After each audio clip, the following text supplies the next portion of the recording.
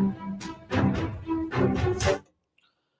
ਸ਼੍ਰੀ ਅਕਾਲ। ਤੁਸੀਂ ਜੁੜੇ ਹੋਏ ਹੋ ਪੰਜਾਬੀ ਰੇਡੀਓ USA ਦੇ ਨਾਲ ਤੇ ਮੈਂ ਹਾਂ ਪ੍ਰਵੀਨ ਸ਼ਰਮਾ ਲੈ ਕੇ ਹਾਜ਼ਰ ਹਾਂ ਪ੍ਰੋਗਰਾਮ ਖਬਰ ਤੇ ਨਜ਼ਰ ਪ੍ਰੋਗਰਾਮ ਦੇ ਵਿੱਚ ਗੱਲਬਾਤ ਕਰਾਂਗੇ ਪੰਜਾਬ ਤੋਂ ਪੱਤਰਕਾਰ ਦੀਪਕ ਸ਼ਰਮਾ ਚਨਾਰਥਲ ਜੀ ਨਾਲ ਤੇ ਉਹਨਾਂ ਤੋਂ ਜਾਣਾਂਗੇ ਕਿ ਅਹਿਮ ਖਬਰਾਂ ਤੇ ਉਹਨਾਂ ਦੀਆਂ ਅਹਿਮ ਟਿੱਪਣੀਆਂ। ਸ਼ਰਮਾ ਜੀ ਮੇਰੇ ਨਾਲ ਜੁੜ ਚੁੱਕੇ ਨੇ। ਸ਼ਰਮਾ ਜੀ ਸਤਿ ਸ਼੍ਰੀ ਅਕਾਲ, ਸਵਾਗਤ ਹੈ ਜੀ ਪੰਜਾਬੀ ਰੇਡੀਓ USA ਤੇ। ਸਤਿ ਸ਼੍ਰੀ ਅਕਾਲ ਪ੍ਰਵੀਨ ਜੀ, ਸਾਰੇ ਦਰਸ਼ਕਾਂ ਨੂੰ ਸਰੋਤਿਆਂ ਨੂੰ ਮੇਰੀ ਪਿਆਰ ਭਰੀ ਸਤਿ ਸ਼੍ਰੀ ਅਕਾਲ ਜੀ।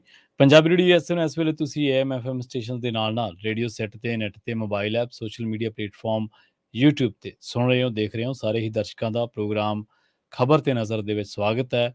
ਅੱਜ ਦਾ ਇਹ ਖਬਰ ਤੇ ਨਜ਼ਰ ਪ੍ਰੋਗਰਾਮ ਦੋਸਤੋ ਸਾਲ 2023 ਦੀ 14 ਜੂਨ ਦਾ ਤੇ ਦਿਨ ਅੱਜ ਬੁੱਧਵਾਰ ਹੈ। ਪ੍ਰੋਗਰਾਮ ਨੂੰ ਸਪਾਂਸਰ ਕਰਦੇ ਨੇ ਖਾਲਸਾ ਇੰਸ਼ੋਰੈਂਸ ਏਜੰਸੀ ਵਾਲੇ, ਜਿਨ੍ਹਾਂ ਤੋਂ ਤੁਸੀਂ ਹਰ ਤਰੀਕੇ ਦੀ ਇੰਸ਼ੋਰੈਂਸ ਲੈ ਸਕਦੇ ਹੋ। ਇੰਸ਼ੋਰੈਂਸ ਬਾਰੇ ਪਤਾ ਕਰਨ ਦੇ ਲਈ ਉਹਨਾਂ ਦਾ ਨੰਬਰ ਹੈ 408-272-2500। ਇਹ ਪਿਛਲੇ 30 ਤੋਂ ਵੱਧ ਸਾਲਾਂ ਤੋਂ ਇੰਸ਼ੋਰੈਂਸ ਦੇ ਵਿੱਚ ਸ਼ਾਨਦਾਰ ਸੇਵਾਵਾਂ ਦੇ ਰਹੇ ਨੇ। ਅੱਜ ਹੀ ਡਾਇਲ ਕਰੋ 408-272-2500। ਟਰਕੀਆਨਾ ਇਮੀਗ੍ਰੇਸ਼ਨ ਲਾ ਫਰਮ ਵਾਲੇ ਜੇ ਟਰਕੀਆਨਾ ਅਟਾਰਨੀ ਟਰਕੀਆਨਾ ਦੇ ਨਾਲ ਤੁਸੀਂ US ਇਮੀਗ੍ਰੇਸ਼ਨ ਬਾਬਤ ਕੋਈ ਵੀ ਸਲਾਹ ਕਰਨੀ ਹੈ, ਕੋਈ ਵੀ ਸਵਾਲ ਪੁੱਛਣਾ ਹੈ ਤੇ ਉਹਨਾਂ ਦਾ ਨੰਬਰ ਹੈ 415-909-0503। ਗੁਰਦੀਪ ਸਿੰਘ ਬਿਰਦੀ ਕਲੋਵਿਜ, ਸਤਨਾਮ ਸਿੰਘ ਸ਼ੇਰਗਿੱਲ ਸਿਲਮਾ, ਵਿਸਲਾ family Fresno, Mandeep Singh San Jose, Manjit Singh San Jose, ਇਹਨਾਂ ਸਾਰੇ ਹੀ ਸਪਾਂਸਰਸ ਦਾ ਬਹੁਤ-ਬਹੁਤ ਧੰਨਵਾਦ। ਤੇ ਜੇਕਰ ਤੁਸੀਂ ਵੀ ਪੰਜਾਬੀ ਰੇਡੀਓ USA ਦੇ ਇਹਨਾਂ ਪ੍ਰੋਗਰਾਮਾਂ ਨੂੰ ਸਪਾਂਸਰ ਕਰਨਾ ਚਾਹੁੰਦੇ ਹੋ ਤਾਂ ਸਟੂਡੀਓ ਦਾ ਨੰਬਰ ਹੈ 408-272-5200। ਸ਼ਰਮਾ ਜੀ ਖਬਰਾਂ ਦੇ ਵੱਲ ਆਈਏ ਤੇ ਸ਼ੁਰੂਆਤ ਕਰੀਏ ਬੀਬੀ ਮਾਣੂਕਿਆਂ ਵਾਲੀ ਕੋਠੀ ਤੋਂ। ਬੀਬੀ ਲਗਾਤਾਰ ਦੂਜੀ ਵਾਰੀ ਵਿਧਾਇਕ ਬਣੇ ਨੇ। ਕੋਠੀ ਨੱਪਣ ਦੇ ਦੋਸ਼ ਲੱਗ ਰਹੇ ਨੇ। ਇੱਕ ਫੈਮਿਲੀ ਪਹਿਲਾਂ ਵੀ ਸਾਹਮਣੇ ਆਈ ਸੀ, ਮੀਡੀਆ ਦੇ ਨਾਲ ਗੱਲਬਾਤ ਕੀਤੀ ਸੀ, ਪਰ ਦੱਸਦੇ ਕਿ ਇਸੇ ਮਾਮਲੇ ਦੇ ਵਿੱਚ ਇੱਕ ਹੋਰ ਮਾਲਕ ਸਾਹਮਣੇ ਆ ਗਿਆ ਜੀ ਕੋਠੀ ਦਾ। ਹਾਂ ਬਿਲਕੁਲ ਪ੍ਰਵੀਨ ਜੀ, ਕੋਈ ਸ਼ੱਕ ਨਹੀਂ ਗਾ ਕਿ ਬੀਬੀ ਮਾਣੂਕੇ ਹੋਰੀ ਜਗਰਾਉਂ ਤੋਂ ਸਰਬਜੀਤ ਕੌਰ ਮਾਣੂਕੇ ਹੋਰੀ MLA ਨੇ ਔਰ ਦੂਜੀ ਵਾਰ ਵਿਧਾਇਕ ਬਣੇ ਨੇ ਤੇ ਸੀਨੀਅਰ ਲੀਡਰ ਵਜੋਂ ਆਮ ਆਦਮੀ ਪਾਰਟੀ ਦੇ ਵਿਚਰਦੇ ਰਹੇ ਨੇ ਤੇ ਉਹਨਾਂ ਨੂੰ ਉਮੀਦ ਸੀ ਕਿ ਮੈਨੂੰ ਇਸ ਵਾਰ ਮੰਤਰਾਲੇ 'ਚ ਥਾਂ ਜ਼ਰੂਰ ਮਿਲੂਗੀ। ਜਦੋਂ ਵਿਸਤਾਰ ਹੋਇਆ ਤਦ ਉਹਨਾਂ ਦਾ ਨਾਂ ਚਰਚਾ 'ਚ ਆਇਆ, ਪਰ ਉਹ ਮੰਤਰੀ ਨਹੀਂ ਬਣ ਸਕੇ। ਪਰ ਹੁਣ ਉਹਨਾਂ ਦੀ ਚਰਚਾ ਨਵੇਂ ਢੰਗ ਤਰੀਕੇ ਨਾਲ ਸਾਹਮਣੇ ਆਈ ਕਿ ਕੋਠੀ ਕਬਜ਼ਾ ਲਈ ਜੀ ਬੀਬੀ ਨੇ। ਸੋ ਇਹ ਕਬਜ਼ਾਉਣ ਦੇ ਦੋਸ਼ ਇੱਕ NRI ਬੀਬੀ ਨੇ ਬਕਾਇਦਾ ਪ੍ਰੈਸ ਕਾਨਫਰੰਸ ਕਰਕੇ ਉਹ ਤੱਥ ਅੰਕੜੇ ਸਾਹਮਣੇ ਰੱਖ ਕੇ ਦਾਅਵਾ ਕੀਤਾ ਕਿ ਇਹ ਕੋਠੀ ਮੇਰੀ ਹੈ ਜੀ, ਇਹਨੇ ਕਬਜ਼ਾ ਕਰ ਲਿਆ ਜੀ। ਸੋ ਜਿਸ ਤੋਂ ਬੀਬੀ ਨੇ ਸਾਫ਼ ਇਨਕਾਰ ਕੀਤਾ ਸੀਗਾ ਕਿ ਇਹ ਬਿਲਕੁਲ ਝੂਠ ਹੈ ਜੀ, ਅਸੀਂ ਤਾਂ ਕੋਠੀ ਕਿਰਾਏ ਤੇ ਲਈ, ਅਸੀਂ ਤਾਂ ਕਿਰਾਏ ਤੇ ਰਹਿੰਦੇ ਆ, ਇਹ ਗਲਤ ਗੱਲ ਹੈ ਜੀ, ਸਾਡੇ ਤੇ ਝੂਠੇ ਦੋਸ਼ ਲਾਏ ਜਾ ਰਹੇ ਨੇ। ਸੋ ਹੁਣ ਇੱਕ ਗੱਲ ਤਾਂ ਸਾਫ਼ ਹੋ ਗਈ ਕਿ ਉਹ ਜਿਹੜੀ NRI ਬੀਬੀ ਆ ਉਹਦਾ ਨਾਂ ਤਾਂ ਬੋਲਦਾ ਜੀ ਇਸ ਕੋਠੀ 'ਚ ਜੀ, ਇਹ ਗੱਲ ਤਾਂ ਕਲੀਅਰ ਹੋ ਗਈ, ਪਰ ਮਾਲਕ ਕੌਣ ਆ ਇਹਦੇ ਉੱਤੇ ਸਵਾਲ ਖੜਾ ਹੈ। ਕਾਰਨ ਉਹਦੇ ਇਹ ਨੇ ਜੀ ਕਿ ਉਸ ਬੀਬੀ ਨੇ ਦਮ ਭਰਿਆ ਸੀ ਪ੍ਰੈਸ ਕਾਨਫਰੰਸ ਕਰਕੇ ਕਿ ਜੀ ਆਹ ਮੇਰਾ ਕੋਠੀ ਆ, ਮੇਰੀ ਉਹ ਹੈ ਤੇ ਇਹਨੇ ਜੀ ਤਾਲੇ ਤੋੜੇ ਨੇ, ਮਾਣੂਕੇ ਹੋਰਾਂ ਨੇ ਤਾਲੇ ਤੋੜ ਕੇ ਉਹਦੇ ਪਰ ਕਬਜ਼ਾ ਕਰ ਲਿਆ ਤੇ ਪੁਲਿਸ ਸਾਨੂੰ ਹੱਥ ਪੱਲਾ ਨਹੀਂ ਫੜਾਉਂਦੀ, ਕੁਛ ਨਹੀਂ ਫੜਾਉਂਦੀ। ਪਰ ਹੁਣ ਇੱਕ ਕਰਮ ਸਿੰਘ ਨਾਂ ਦਾ ਬੰਦਾ ਸਾਹਮਣੇ ਆਇਆ, ਉਹ ਵਕੀਲ ਹੈ। ਠੀਕ ਹੈ, ਕਰਮ ਸਿੰਘ ਨਾਂ ਦਾ ਬੰਦਾ ਵਕੀਲ ਹੈ ਤੇ ਨਾਲ ਹੀ ਉਹ ਕਹਿੰਦਾ ਜੀ ਕਿ ਮਤਲਬ ਕਿ ਇਹ ਕੋਠੀ ਮੇਰੀ ਹੈ। ਖਾਸ ਗੱਲ ਇਹ ਹੈ ਕਿ ਉਹ ਆਮ ਆਦਮੀ ਪਾਰਟੀ ਦਾ ਸਰਗਰਮ ਲੀਡਰ ਹੈ ਜੀ, ਸਰਗਰਮ ਮੈਂਬਰ ਹੈ ਤੇ ਬੀਬੀ ਸਰਬਜੀਤ ਕੌਰ ਮਾਣੂਕੇ ਦੇ ਖਾਸ ਲਿਸਟ ਦੇ ਵਿੱਚ ਆਉਂਦਾ। ਉਹ ਕਹਿੰਦਾ ਜੀ ਮਾਲਕ ਮੈਂ ਆ, ਮੈਂ ਰਿਟਾਇਰਡ ਅਧਿਕਾਰੀ ਆ ਜੀ ਤੇ ਮੈਂ ਵਕਾਲਤ ਵੀ ਕੀਤੀ ਹੋਈ ਆ, ਮੈਂ ਵਕੀਲ ਵੀ ਆ ਜੀ, ਮੈਂ ਵਿਦੇਸ਼ ਗਿਆ ਹੋਇਆ ਸੀ ਜੀ, ਮੈਂ ਬਾਹਰ ਛੁੱਟੀਆਂ ਕੱਟਣ ਗਿਆ ਸੀ ਜੀ, ਮੈਂ ਤਾਂ ਜਦੋਂ ਵਾਪਸ ਮੁੜਿਆ ਫੇਰ ਇਹ ਮੈਨੂੰ ਪਤਾ ਲੱਗਿਆ ਕਿ ਬੀਬੀ ਕਿਸੇ ਦੋਸ਼ ਲਾਤੇ ਜੀ ਇੱਕ ਜਨਾਨੀ ਨੇ। ਕਹਿੰਦਾ ਜਦੋਂ ਮੈਂ ਦੇਖੇ ਕਾਗਜ਼ ਪੱਤਰ, ਕਹਿੰਦਾ ਜੀ ਉਹ ਤਾਂ ਝੂਠ ਬੋਲਦੀ ਹੈ, ਰਜਿਸਟਰੀ ਤਾਂ ਅਸੀਂ ਕਰਾਈ ਹੋਈ ਹੈ। ਠੀਕ ਹੈ, ਉਹ ਕਹਿੰਦਾ ਰਜਿਸਟਰੀ ਸਾਡੇ ਕੋਲ ਆ, ਅਸੀਂ ਅਸ਼ੋਕ ਕੁਮਾਰ ਨਾਂ ਦੇ ਬੰਦੇ ਤੋਂ ਇਹ ਖਰੀਦੀ ਆ ਕੋਠੀ। ਅਸ਼ੋਕ ਕੁਮਾਰ ਨੂੰ ਵੀ 2005 ਦੇ ਵਿੱਚ ਬੀਬੀ ਨੇ ਕਹਿੰਦਾ ਮੁਖਤਾਰਨਾਮਾ ਲਿਖ ਕੇ ਦਿੱਤਾ ਸੀ। ਮਤਲਬ ਇਹਦਾ ਮਤਲਬ ਉਹ ਬੀਬੀ ਮਾਲਕ ਸੀ ਜਾਂ ਮਾਲਕ ਹੈ, ਇਹ ਸਵਾਲ ਖੜਾ ਹੈ। ਜੀ ਨਾ ਤਾਂ ਰਹੀ ਆ ਕੋਠੀ ਉਹਨਾਂ ਦੀ, ਇਹਦਾ ਮਤਲਬ ਉਹ ਹੁਣ ਇਹ ਦਾਅਵਾ ਕੀਤਾ ਜਾ ਰਿਹਾ ਕਿ ਉਹਨੇ ਅਸ਼ੋਕ ਕੁਮਾਰ ਨੂੰ ਦੇਤੀ ਸੀ, ਅਸ਼ੋਕ ਕੁਮਾਰ ਨੇ ਅੱਗੇ ਸਾਨੂੰ ਦੇਤੀ, ਅਸੀਂ ਅੱਗੇ ਹੁਣ 25,000 ਦੇ ਕਿਰਾਏ ਤੇ ਕਹਿੰਦੇ ਬੀਬੀ ਨੂੰ ਦੇਤੀ ਜੀ। ਹੁਣ ਇਹ ਲੰਬੀ ਕਹਾਣੀ ਬਣ ਗਈ। ਹੁਣ ਉਹ ਬੰਦਾ ਦਮ ਭਰਦਾ ਹੈ ਕਿ ਜੀ ਸਾਡੇ ਕੋਲ ਸਾਰਾ ਰਿਕਾਰਡ ਹੈਗਾ, ਸਾਰੇ ਦਸਤਾਵੇਜ਼ ਹੈਗੇ, ਅਸੀਂ ਬਕਾਇਦਾ ਕਹਿੰਦੇ ਪੁਲਿਸ ਨੂੰ ਸੌਂਪਤੀ। ਹੀਰਾ ਬਾਗ ਦੇ ਵਿੱਚ ਆਲੀਸ਼ਾਨ ਕੋਠੀ ਆ ਤੇ ਉਸ ਕੋਠੀ ਨੂੰ ਨਵਾਂ ਰੰਗ ਰੋਗਨ ਹੋ ਗਿਆ, ਨਵੀਂ ਰਿਪੇਅਰ ਹੋ ਗਈ, ਸਾਰਾ ਕੁਝ ਹੋ ਗਿਆ ਤੇ ਇਸ ਪਹਿਲੂ ਨੂੰ ਲੈ ਕੇ ਸਵਾਲ ਖੜਾ ਹੈ ਕਿ ਕੀ ਉਹ NRI ਬੀਬੀ ਝੂਠ ਬੋਲਦੀ ਆ, ਕੀ ਇਹ ਅਸ਼ੋਕ ਕੁਮਾਰ ਵਿੱਚ ਪਾਰਟੀ ਬਣ ਗਿਆ, ਕੀ ਇਹ ਕਰਮ ਸਿੰਘ ਵਕੀਲ ਨੇ ਖਰੀਦੀ ਆ, ਜਾਂ ਹੁਣ ਉਹ ਬੀਬੀ ਮਾਣੂਕੇ ਦੀ ਮਤਲਬ ਕਿ ਢਾਲ ਬਣ ਕੇ ਸਾਹਮਣੇ ਆਇਆ। ਇਹ ਹੁਣ ਸਾਰੀਆਂ ਪਰਤਾਂ ਉਲਝਦੀਆਂ ਜਾ ਰਹੀਆਂ, ਤਾਂ ਨਹੀਂ ਇੱਕ ਤੋਂ ਇੱਕ ਮਾਲਕ ਨਵੇਂ ਸਾਹਮਣੇ ਆ ਰਹੇ ਨੇ। ਤੇ ਕਹਿੰਦੇ ਜੀ ਬੀਬੀ ਕਹਿੰਦੀ ਕਿ ਭਾਈ ਪੁਲਿਸ ਜਾਂਚ ਕਰੇ, ਹੁਣ ਅਸਲੀ ਮਾਲਕ ਦੀ ਪਛਾਣ ਕਰਕੇ ਸਾਨੂੰ ਦੱਸੇ, ਜਿਹੜਾ ਅਸਲੀ ਮਾਲਕ ਆ ਸਾਤੋਂ ਚਾਬੀਆਂ ਲੈ ਜਾਵੇ, ਸਾਨੂੰ ਕੀ ਹੈ, ਅਸੀਂ ਤਾਂ ਪਰ ਕਿਰਾਏ ਤੇ ਲਈ ਆ। ਤੇ ਉਹ ਕਹਿੰਦੇ ਘਰ ਵਾਲੇ ਨਾਲ ਕਹਿੰਦੇ ਜੀ ਕਿਰਾਏ ਦਾ ਇਕਰਾਰਨਾਮਾ ਹੋਇਆ ਵਾ ਤੇ ਸਾਰਾ ਕੁਝ ਕਹਿੰਦੇ ਜੀ ਕਾਗਜ਼ ਚੜੀ ਵੀ ਆ ਸਾਡੀ ਇਹ ਕੋਠੀ। ਕਰਨ ਸਿੰਘ ਕਹਿੰਦਾ ਤੁਸੀਂ ਜੀ ਮਾਲ ਵਿਭਾਗ ਤੋਂ ਰਿਕਾਰਡ ਕਢਾ ਲਓ, ਸਾਡਾ ਕਿਸੇ ਵਿਭਾਗ ਤੋਂ ਰਿਕਾਰਡ ਕਢਾ ਲਓ, ਅਸੀਂ ਰਜਿਸਟਰੀ ਕਰਾਈ ਵੀ, ਰਜਿਸਟਰੀ ਸਾਡੇ ਕੋਲ। ਜੀ ਹਾਂ, ਜਿਹੜੇ ਸਵਾਲ ਖੜੇ ਨੇ ਉਹ ਸਵਾਲ ਇਹ ਜ਼ਰੂਰ ਖੜੇ ਨੇ ਪ੍ਰਵੀਨ ਜੀ ਕਿ ਜਿਸ ਦਿਨ ਉਸ ਬੀਬੀ ਨੇ ਪ੍ਰੈਸ ਕਾਨਫਰੰਸ ਕੀਤੀ ਸੀ ਉਸੇ ਦਿਨ ਇਹ ਗੱਲ ਕਿਉਂ ਨਹੀਂ ਸਾਹਮਣੇ ਲੱਗੀ ਕਿ ਫਲਾਣਾ ਮਾਲਕ ਹੈ ਭਾਈ, ਜੀ ਅਸੀਂ ਇਸ ਬੰਦੇ ਤੋਂ ਕਿਰਾਏ ਤੇ ਲਈ ਆ। ਤੇ ਜਾਂ ਨਾਲ ਦੀ ਨਾਲ ਇਹ ਪਹਿਲੂ ਉਸ ਸਮੇਂ ਕਿਉਂ ਨਹੀਂ ਆਇਆ? ਅੱਜ ਦੀ ਤਰੀਕ 'ਚ ਤੁਸੀਂ ਦੁਨੀਆ 'ਚ ਕਿਤੇ ਚੱਲ ਜਾਓ, ਠੀਕ ਹੈ, ਘੱਟੋ ਘੱਟ ਮੋਬਾਈਲ ਤੇ ਜੇ ਨੈਟ ਚੱਲਦਾ ਤਾਂ ਤੁਹਾਡੇ ਨਾਲ ਸੰਪਰਕ ਹੈਗਾ। ਤੇ ਬੰਦੇ ਨੂੰ ਇੰਨੇ ਦਿਨ ਕਿਉਂ ਲੱਗਣ, ਮਹੀਨਿਆਂ ਬੱਧੀ, ਕਿ ਹਾਂ ਭਾਈ ਮੈਂ ਤਾਂ ਹੁਣ ਆਇਆ ਵਾਪਸ, ਮੈਨੂੰ ਤਾਂ ਪਤਾ ਲੱਗਿਆ ਜੀ ਮਾਮਲਾ। ਕੀ ਇੰਨੇ ਦਿਨਾਂ 'ਚ ਕੋਈ ਕਾਗਜ਼ੀ ਛੇੜਖਾਨੀ ਤਾਂ ਨਹੀਂ ਹੋਈ ਜੀ? ਕੋਈ ਪੁਰਾਣੇ ਨਵੇਂ ਸਮਝੌਤੇ ਤਾਂ ਨਹੀਂ ਦਿਖਾਏ ਜਾ ਰਹੇ? ਕੀ ਰਜਿਸਟਰੀ ਸੱਚਮੁੱਚ ਕਾਗਜ਼ਾਂ 'ਚ ਬੋਲਦੀ ਆ, ਕਦੋਂ ਹੋਈ ਆ, ਕਿਹੜੀ ਤਰੀਕ 'ਚ ਹੋਈ ਆ? ਉਹ ਤਾਂ ਲਿਖਤ ਟਾਈਪ ਤੱਕ ਦੀ ਸਿਹਾਈ ਤੋਂ ਪਤਾ ਲੱਗ ਜਾਂਦਾ, ਦਸਤਖਤ ਕਿਸ ਦਿਨ ਹੋਏ ਨੇ ਉਹ ਤੋਂ ਪਤਾ ਲੱਗ ਜਾਂਦਾ, ਜੇ ਜਾਂਚ ਕਰਨੀ ਹੋਈ ਜੀ। ਕਿਉਂਕਿ ਇਸ ਮਸਲੇ ਦਾ ਮਾਮਲਾ ਕੱਲਾ 2 ਧਿਰਾਂ ਜਾਂ 3 ਧਿਰਾਂ 'ਚ ਕਿਸੇ ਜਾਇਦਾਦ ਦਾ ਝਗੜੇ ਦਾ ਨਹੀਂ ਹੈ ਜੀ। ਇਹ ਝਗੜਾ ਇੱਕ ਵਿਧਾਇਕ ਦੇ ਉੱਤੇ ਔਰ ਉਸ ਪਾਰਟੀ ਦੇ ਵਿਧਾਇਕ ਦੇ ਉੱਤੇ ਹੈ ਜਿਹੜੇ ਇੱਕ ਇਮਾਨਦਾਰ ਪਾਰਟੀ ਕਹਾਉਂਦੀ ਹੈ, ਜਿਹੜੀ ਕਹਿੰਦੀ ਹੈ ਅਸੀਂ ਮਤਲਬ ਕਿ ਕਿਸੇ ਵੀ ਤਰ੍ਹਾਂ ਦੇ ਅਜੇ ਲੈਣ ਦੇਣ 'ਚ ਵਿਸ਼ਵਾਸ ਨਹੀਂ ਕਰਦੇ, ਅਸੀਂ ਤਾਂ ਸਮਾਜ ਸੇਵਾ ਕਰਦੇ ਹਾਂ। ਉਸ ਧਿਰ ਦੀ ਇੱਕ ਬੀਬੀ ਤੇ ਦੋਸ਼ ਲੱਗੇ ਨੇ, ਇਸ ਲਈ ਉਹਨਾਂ ਨੂੰ ਹੋਰ ਫੂਕ ਕੇ ਕਦਮ ਰੱਖਣ ਦੀ ਲੋੜ ਹੈ। ਔਰ ਇਹ ਮਾਮਲਾ ਸਿੱਧਾ ਸਿਰਫ ਝਗੜਾ ਨਹੀਂ ਜ਼ਮੀਨ ਦਾ, ਇਹ ਮਾਮਲਾ NRI ਮਾਮਲਾ ਵੀ ਹੈ। ਸੋ ਇਸ ਲਈ ਇਹਨੂੰ ਦੋਏ ਨਜ਼ਰੀਏ ਤੋਂ ਪੰਜਾਬ ਪੁਲਿਸ ਨੂੰ, ਪੰਜਾਬ ਪ੍ਰਸ਼ਾਸਨ ਨੂੰ, ਮਾਲ ਵਿਭਾਗ ਨੂੰ, ਪੰਜਾਬ ਸਰਕਾਰ ਨੂੰ ਗੰਭੀਰਤਾ ਨਾਲ ਲੈਣਾ ਪੈਣਾ, ਕਿਉਂਕਿ ਇਹਦੇ ਵਿੱਚ ਸਰਕਾਰ ਵੀ ਸਵਾਲਾਂ ਦੇ ਘੇਰੇ 'ਚ ਆਉਂਦੀ ਆ, ਇਹਦੇ ਵਿੱਚ ਸਰਕਾਰ ਦੀ ਕਾਰਗੁਜ਼ਾਰੀ ਵੀ ਸਵਾਲਾਂ ਦੇ ਘੇਰੇ 'ਚ ਆਉਂਦੀ ਹੈ, ਅਫਸਰ ਅਧਿਕਾਰੀ ਵੀ ਸਵਾਲਾਂ ਦੇ ਘੇਰੇ 'ਚ ਆਉਂਦੇ ਨੇ। ਸੋ ਇਹ ਹੁਣ ਦੇਖਣ ਵਾਲੀ ਗੱਲ ਹੋਊਗੀ ਕਿ ਬੀਬੀ ਮਾਣੂ ਕੇ ਚਾਬੀਆਂ ਕਿਹਨੂੰ ਸੌਂਪਦੀ ਆ ਤੇ ਅਸਲੀ ਮਾਲਕ ਕੌਣ ਆ, ਇੱਕ ਤੋਂ ਬਾਅਦ ਇੱਕ। ਹੁਣ ਸਮਝ ਲਓ NRI ਬੀਬੀ ਵੀ ਵਿੱਚ, ਅਸ਼ੋਕ ਕੁਮਾਰ ਵੀ ਵਿੱਚ, ਹੁਣ ਕਰਮ ਸਿੰਘ ਵੀ, ਤੇ ਪਰੂ ਵਾਲੇ ਚਾਬੀਆਂ ਬੀਬੀ ਮਾਣੂ ਕੇ ਕੋਲ ਨੇ। ਮਾਲਕ ਕੌਣ ਹੈ ਜੀ, ਇਹ ਤਾਂ ਰੱਬੇ ਜਾਣੇ ਹੁਣ। ਜੀ ਬਿਲਕੁਲ, ਪਰ ਦੇਖੋ ਇਹ ਗੱਲ ਹੈ ਕਿ 1.5 ਸਾਲ ਹਜੇ ਹੋਇਆ ਨਹੀਂਗਾ ਤੇ ਤਕਰੀਬਨ ਦਰਜਨ ਦੇ ਕਰੀਬ ਵਿਧਾਇਕ ਨੇ ਜਿਹੜੇ ਵੱਖ-ਵੱਖ ਵਿਵਾਦਾਂ ਦੇ ਵਿੱਚ ਇਸ ਨਵੀਂ ਇਨਕਲਾਬ ਵਾਲੀ ਸਰਕਾਰ ਦੇ ਫਸੇ ਨੇ। ਸੋ ਆਪਾਂ ਅਗਲੀ ਖਬਰ ਦੇ ਵੱਲ ਵਧੀਏ ਸ਼ਰਮਾ ਜੀ, ਤੇ ਗੱਲ ਕਰੀਏ ਲੁਧਿਆਣਾ ਡਾਕੇ ਦੀ। ਡਾਕੂ ਹਸੀਨਾ ਨੇ ਕਹਿੰਦੇ ਲੁੱਟਿਆ 6 ਕਰੋੜ, ਪਰ ਕੰਪਨੀ ਦੱਸਦੀ ਹੈ 8.5 ਕਰੋੜ ਲੁੱਟਿਆ। ਇਹ ਆਪਣੇ ਆਪ 'ਚ ਕਮਾਲ ਹੈ ਜੀ। ਹਾਂਜੀ ਬਿਲਕੁਲ। ਉਹ ਸੁਣਿਆ ਨਾ ਤੁਸੀਂ ਹਿਸਾਬ ਕਿਤਾਬ, ਕਿ 2 ਕਹਾਵਤਾਂ ਬਹੁਤ ਚੱਲਦੀਆਂ ਕਿ ਡਾਕੂਆਂ ਨੇ ਬੱਸ ਲੁੱਟ ਲਈ, ਹੈ ਨਾ। ਤੇ ਉਹ ਬੱਸ ਲੁੱਟ ਲਈ ਤੇ ਜਦੋਂ ਸਾਰਾ ਸਮਾਨ ਇਕੱਠਾ ਕਰ ਲਿਆ ਤੇ ਮਾਲਕ ਜਿਹੜਾ ਡਾਕੂਆਂ ਦਾ ਮੁਖੀ ਸੀ ਉਹ ਕਹਿੰਦਾ ਬਈ ਸਾਰਿਆਂ ਨੂੰ, ਸਵਾਰੀਆਂ ਨੂੰ ਮਾਲ ਵਾਪਸ ਕਰ ਦੇ। ਉਹ ਕਹਿੰਦਾ ਵੀ ਕਿਉਂ? ਕਹਿੰਦਾ ਆਪਾਂ ਪੁਲਿਸ ਨਾਲ ਜਿਹੜਾ ਸਮਝੌਤਾ ਕਰਕੇ ਆਏ, ਮਾਲ ਤਾਂ ਉਹਦੇ ਨਾਲ ਅੱਧਾ ਮਿਲਿਆ, ਆਪਾਂ ਉਹਦਾ ਪੱਲਿਓਂ ਪਾ ਕੇ ਪੁਲਿਸ ਨੂੰ ਦੇਣਾ ਪੈਣਾ ਜੀ, ਤੇ ਇਸ ਲਈ ਤੂੰ ਮੋੜ ਦੇ। ਜਾਂ ਇੱਕ ਉਹ ਤੁਸੀਂ ਚਰਚਾ ਫਿਲਮਾਂ 'ਚ ਅਕਸਰ ਇਹ ਦ੍ਰਿਸ਼ ਆਉਂਦਾ ਕਿ ਜਦੋਂ ਬੈਂਕ ਲੁੱਟ ਕੇ ਭੱਜਣ ਲੱਗਦੇ ਨੇ, ਉਹ ਕਹਿੰਦੇ ਵੀ ਨੋਟ ਗਿਣ ਲਈਏ। ਉਹ ਕਹਿੰਦਾ ਨਾ ਗਿਣਨ ਦੀ ਕੀ ਲੋੜ ਆ, ਸਵੇਰੇ ਅਖਬਾਰ 'ਚ ਪਤਾ ਲੱਗ ਜੂ ਕਿ ਕਿੰਨੇ ਨੇ। ਕਹਿੰਦਾ ਆਪਾਂ ਗਿਣਨੇ। ਉਹ ਕਹਿੰਦਾ ਨਾ ਗਿਣ ਲਓ ਜੀ। ਕਹਿੰਦਾ ਬਾਅਦ ਚੋਂ ਬੈਂਕ ਵਾਲਿਆਂ ਨੇ ਆਪਣੇ ਵਾਲੇ ਵੀ ਜਿਹੜੇ ਆਪ ਠੱਗੀ ਮਾਰੀ ਉਹ ਵੀ ਸਾਡੇ ਨਾਲ ਪਾ ਦੇਣੀ। ਆਹ ਗੱਲ ਸੱਚ ਹੋ ਰਹੀ ਆ। ਹਾਂਜੀ ਬਿਲਕੁਲ। ਇੱਕ ਪਾਸੇ ਉਹ ਧਿਰ ਦੇ ਵਿੱਚੋਂ ਅੱਧੇ ਤੋਂ ਜ਼ਿਆਦਾ ਫੜ ਲਏ ਗਏ ਜਿਨ੍ਹਾਂ ਨੇ ਇਹ ਲੁਧਿਆਣੇ ਦੇ ਵਿੱਚ ਵੱਡਾ ਡਾਕਾ ਮਾਰਿਆ, ਜਿਹੜੀ ਉਹ ਕੰਪਨੀ ATMਾਂ 'ਚ ਪੈਸੇ ਪਾਉਣ ਦਾ ਕੰਮ ਕਰਦੀ ਆ। ਉਸ ਕੰਪਨੀ ਤੇ ਕੋਲੋਂ ਪੈਸੇ ਲੁੱਟੇ ਗਏ ਸੀ ਔਰ ਉਹ ਸਾਰਾ ਕੁਝ ਲਗਭਗ ਬਰਾਮਦ ਹੋਣ ਦਾ ਦਾਅਵਾ ਕੀਤਾ ਪੁਲਿਸ ਨੇ।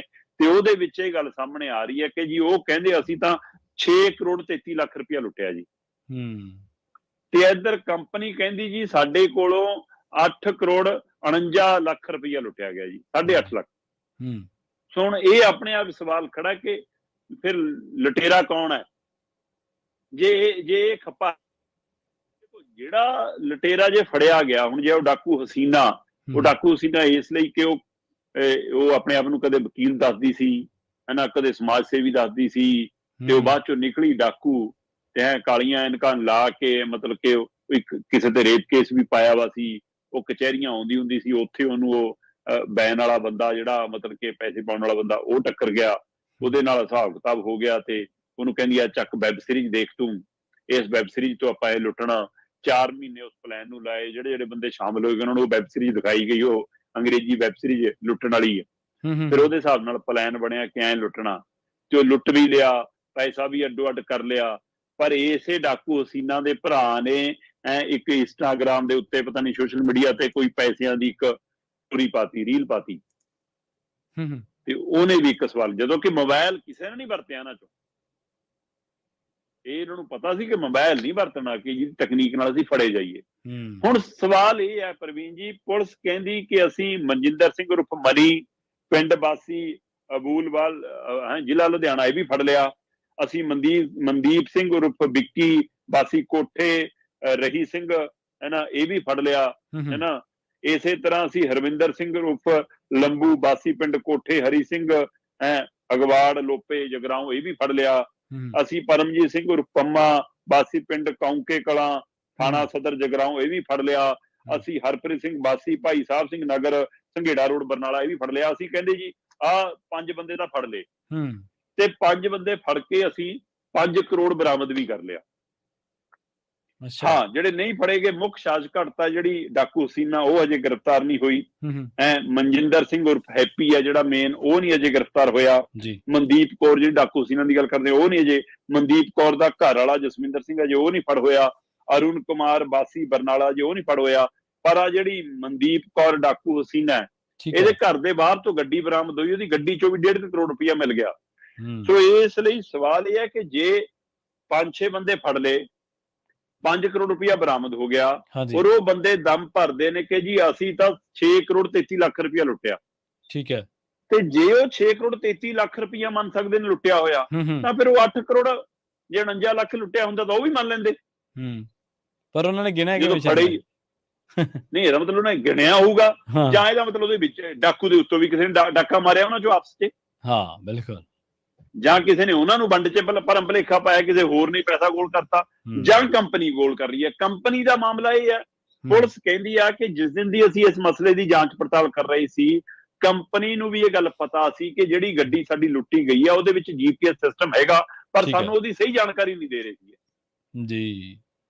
ਇਹਦਾ ਮਤਲਬ ਕੰਪਨੀ 'ਚ ਵੀ ਕੁਝ ਗੋਲਮਾਲ ਹੈ, ਕਿਉਂਕਿ ਉਹਨਾਂ ਨਾਲ ਮੁੱਖ ਤੌਰ ਤੇ ਉਹ ਕੈਸ਼ ਵੈਨ ਦੇ ਵਿੱਚ ਕੰਮ ਕਰਨ ਵਾਲਾ ਬੰਦਾ ਹੀ ਸ਼ਾਮਲ ਸੀ, ਜਿਹੜਾ ਮੁੱਖ ਜਿੱਥੋਂ ਗੱਲ ਫੜੀ ਗਈ। ਪਰ ਇਹਦੇ ਨਾਲੋਂ ਵੀ ਵੱਡੀ ਗੱਲ ਇਹ ਹੈ ਕਿ ਇਹ ਵੈਬ ਸੀਰੀਜ਼ ਜਿਹੜੀਆਂ ਬਣਦੀਆਂ ਨੇ ਕਿ ਹਾਂ ਜੀ ਏਦਾਂ ਵੀ ਡਾਕਾ ਵੱਜ ਸਕਦਾ ਤੁਹਾਨੂੰ ਦੱਸਣ ਲਈ, ਜਾਂ ਏਦਾਂ ਵੀ ਵਾਰਦਾਤ ਹੋ ਜਾਂਦੀ ਹੈ, ਉਹ ਦੱਸਣ ਲਈ। ਇਹ ਆਪਾਂ ਸ਼ਾਇਦ ਪਹਿਲਾਂ ਵੀ ਕਿਸੇ ਨਾਲ ਮੈਂ ਗੱਲ ਕੀਤੀ ਸੀ ਪ੍ਰਵੀਨ ਜੀ, ਇਹ ਇੱਕ ਕੜਵੀ ਸੱਚਾਈ ਆ ਕਿ ਕੋਈ ਫਿਲਮ, ਕੋਈ ਕਹਾਣੀ, ਕੋਈ ਲਿਖਤ, ਕੋਈ ਤਸਵੀਰ, ਕੋਈ ਡਾਕੂਮੈਂਟਰੀ, ਕੋਈ ਸੀਰੀਜ਼, ਉਹ ਹਕੀਕਤ ਚੋਂ ਜਨਮਦੀ ਆ।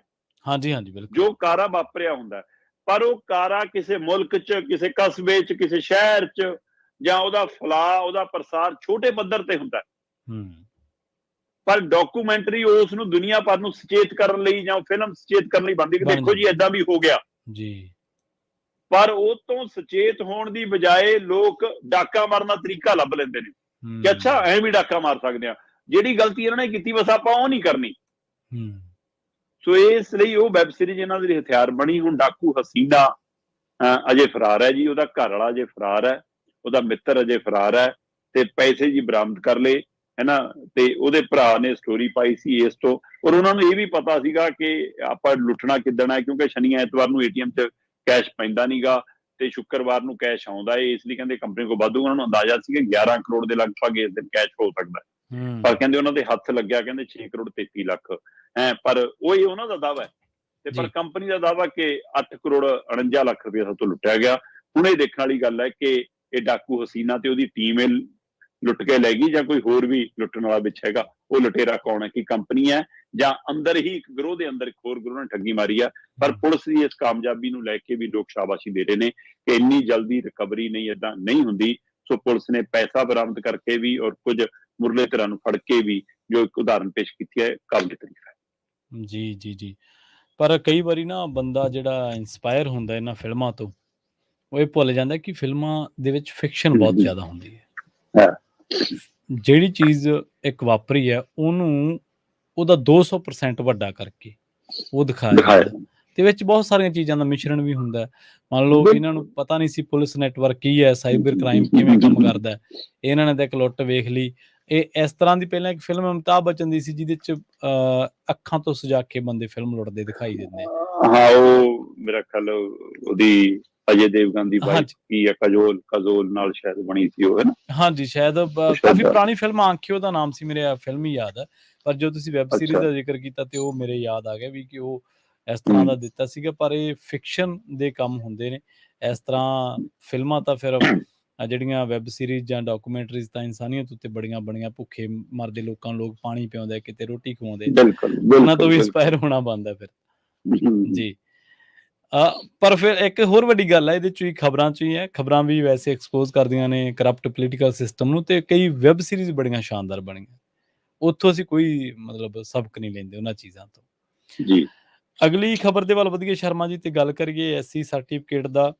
ਇਹ ਇੱਕ ਸੁਵਿਧਾ ਬਣਾਈ ਹੈ ਉਸ ਵਰਗ ਵਾਸਤੇ ਜਿਨ੍ਹਾਂ ਵਰਗਾਂ ਨੂੰ ਸਰਕਾਰ ਮੰਨਦੀ ਹੈ ਕਿ ਇਹ ਵਰਗ ਜਿਹੜੇ ਹਾਸ਼ੀਆਗ੍ਰਸਤ ਹੈ, ਤੇ ਇਹਨਾਂ ਨੂੰ ਇਕਨੋਮਿਕਲੀ ਅੱਗੇ ਲਿਆਉਣਾ ਬੜਾ ਜ਼ਰੂਰੀ ਹੈ। ਇਹਦੇ ਵਿੱਚ ਕੋਈ ਦੋ ਰਾਏ ਨਹੀਂ ਕਿ ਜਦੋਂ ਇੰਡੀਆ ਆਜ਼ਾਦ ਹੋਇਆ ਸੀ, ਜਦੋਂ ਭਾਰਤ ਆਜ਼ਾਦ ਹੋਇਆ ਸੀ, ਉਸ ਤੋਂ ਕਾਫੀ ਸਮੇਂ ਬਾਅਦ ਇਹਨਾਂ ਚੀਜ਼ਾਂ ਦੀ ਲੋੜ ਮਹਿਸੂਸ ਕੀਤੀ ਗਈ ਤੇ ਇਹਨਾਂ ਨੂੰ ਹੋਂਦ ਦੇ ਵਿੱਚ ਲਿਆਂਦਾ ਗਿਆ। ਅੱਜ ਇਹ ਰਿਜ਼ਰਵੇਸ਼ਨ ਸਾਰਾ ਕੁਝ ਤੁਹਾਨੂੰ ਪਤਾ ਹੈ ਪੋਲੀਟੀਕਲ ਡਰਾਮੇ ਦਾ ਵੀ ਹਿੱਸਾ, ਸਾਰਾ ਕੁਛ ਹੀ ਹੈ।